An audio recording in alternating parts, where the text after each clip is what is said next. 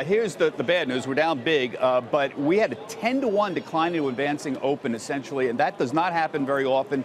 Often that is associated with at least short-term market bottoms. I'm trying to give you the good news here. Let's just take a look at where we are. Not surprisingly, the trade-related stuff is getting hit the most. So you get semiconductors down, you have emerging markets down. That's the second one. Metals and mining, they get hit on trade issues. Industrial names get hit. Energy is a separate story. That oil's down $1. Of course, I'm concerned that we might not see as many production cuts coming out of OPEC.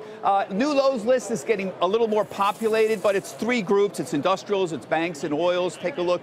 All the defense names are sitting at new 52-week lows. Lockheed, Raytheon, Northrop, General Electric, to the extent that it ever was a defense name. Also another 52-week low. The banks, it doesn't matter. You're talking about the big money center banks, Citi, Morgan Stanley, Goldman, but all the regionals, the big super regionals, Zion, Regions Financial, Comerica, SunTrust, it doesn't matter. They're all sitting at 52-week lows. Same with oil, not quite as large a group percentage-wise, but all of the oil service names, Halliburton, Schlumberger, this has been every day for ages now. Newfield Exploration, also 52-week lows. You want to watch the October lows, and I'm looking at the Russell here at 1460. I believe we were 1460-something on the October close. Looks like we breached that, so we just dropped below the October lows. That's something that a number of people were watching, still above the S&P 500 October lows. So keep an eye on that. So let's review what matters to markets. We've been talking about the three issues that matter most.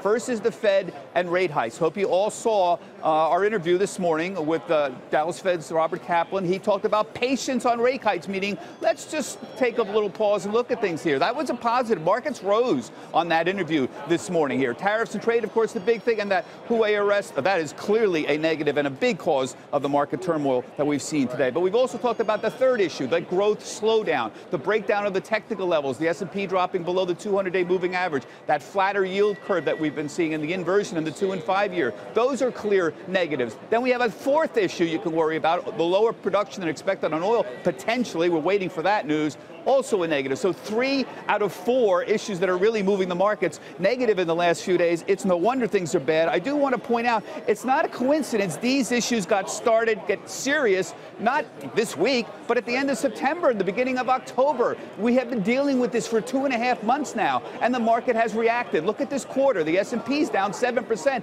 The VIX has doubled. It was 12 October 1st. It's 24 today.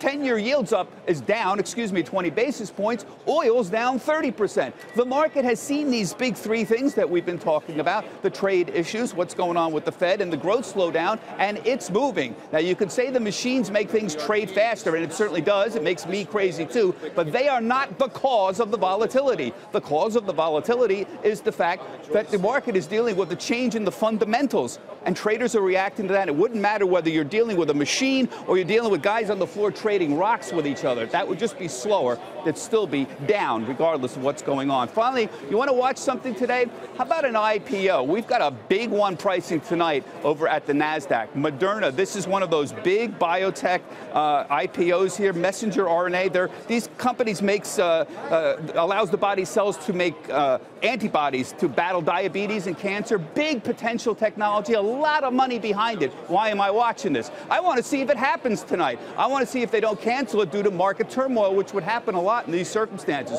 But this company, a lot of positive talk about it, so let's keep an eye on that. I'm expecting some news around 6:30 or so on that particular story.